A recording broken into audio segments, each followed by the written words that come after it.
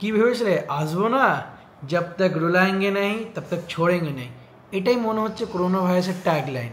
প্রত্যেক বছর একটা নতুন স্ট্রেনে ভয় দেখিয়ে, মহামারী ভয় দেখিয়ে আসে আর চলে যায়। এনিওয়ে, হাই, আমি হচ্ছি ডক্টর অভিজিৎ বিশ্বাস, আর আমি হচ্ছি একটা ডেন্টাল সার্জন। আমরাই হচ্ছি সবথেকে বেশি পন to get infected in corona কিংবা কোভিড।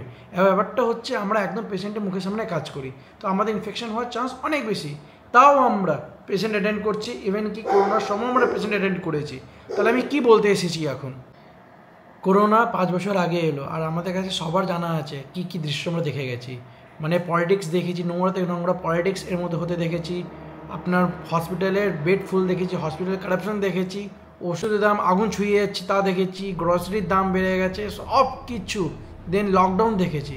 তার দিয়ে বড় খেলা হচ্ছে আবার ভ্যাকসিনের খেলা। সবাই ভ্যাকসিন লাগানোর পর আমরা জানতে পারলাম কি ভ্যাকসিনের জন্য অনেকজনের হার্ট অ্যাটাক আসছে, ব্লাড ক্লট হচ্ছে। তো আমার কথা হচ্ছে কি আদৌ এটা ভাইরাস নাকি আমরা কোনো একটা এক্সপেরিমেন্টের গিনিপিগ, যেটা আমাদের উপরে ট্রাই করা হচ্ছে। আজকে রিসেন্ট ডেটের মধ্যে করোনার অ্যাক্টিভ কেস হচ্ছে 244। এটা মহারাষ্ট্রের মধ্যে, তামিলনাড়ুর মধ্যে এসে গেছে। কিছুদিন মধ্যে আশা করি আমাদের দেশেও ছড়িয়ে যাবে। নাকি আমরা লকডাউন 2.0 দেখতে চলেছি। আবার ওই হসপিটালে বেড ভর্তি হবে, আবার মানুষ মারা যাবে, আবার লকডাউন হবে, গ্রসারির দাম বাড়বে, সব কিছু আগের মতন। কি এটা হতে চলেছে নাকি একটা ভয় যেটা প্রত্যেকবার আমরা পাচ্ছি, তার জন্য আমরা নিজের ডেলি টু ডেলি লাইফের যে অ্যাক্টিভিটিগুলো খুব হ্যাম্পার্ড হচ্ছে। পাকিস্তানের সঙ্গে যুদ্ধ শেষ হতে না হতে এই একটা নতুন একটা টেনশন আমাদের দেশে আবার এসে গেল।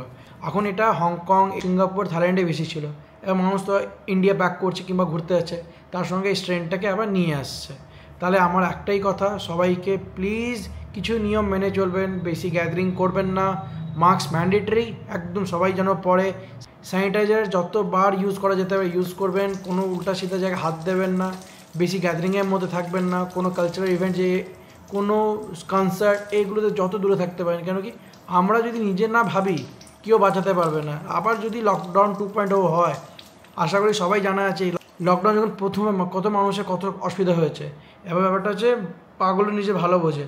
তো ব্যাপারটা হচ্ছে সবাই যদি আমরা মিলে এই ব্যাপারটাকে নিয়ে ভাবনা চিন্তা করি, তাহলে এই জিনিসটা একটু মধ্যে থাকবে না। তো যদি এটা খুব মানে খুব র্যাপিডলি যদি ছড়ায়, তাহলে আবার আমরা লকডাউন 2.0 দেখবো। যেভাবে টিভিতে এখন পডকাস্ট হচ্ছে, যেভাবে টিভিতে নিউজ দেখানো হচ্ছে, আমার মনে হচ্ছে আবার 5 বছরের আগের নিউজগুলো আমি রিপ্লে হয়ে দেখছি। তো সবাই সুস্থ থাকো, সবাই একটু নিয়ম মেনে চলো, আর ওই পাগলামিটা করবেন না। আমি কি চা খাবো না চা, ভাই চা খেতে হলে বাড়িতে খেও, বাড়ি ছড়িও না। একজনের জন্য অনেকজন হ্যাম্পার্ড হবে। একটু মাথা রাখবেন, সবাই সুস্থ থাকবে। আশা করি লকডাউন 2.0 যেন দেখতে না আমাদেরকে। সব থেকে বেশি যদি কেউ এফেক্টেড হবে ওটা হচ্ছে আমরা নর্মাল পাবলিকরা। আবার যদি আমরা নিজেদের না বুঝি, কেউ বোঝাতে পারবে না। চলো, ভালো থেকো, সুস্থ থেকো, টাটা।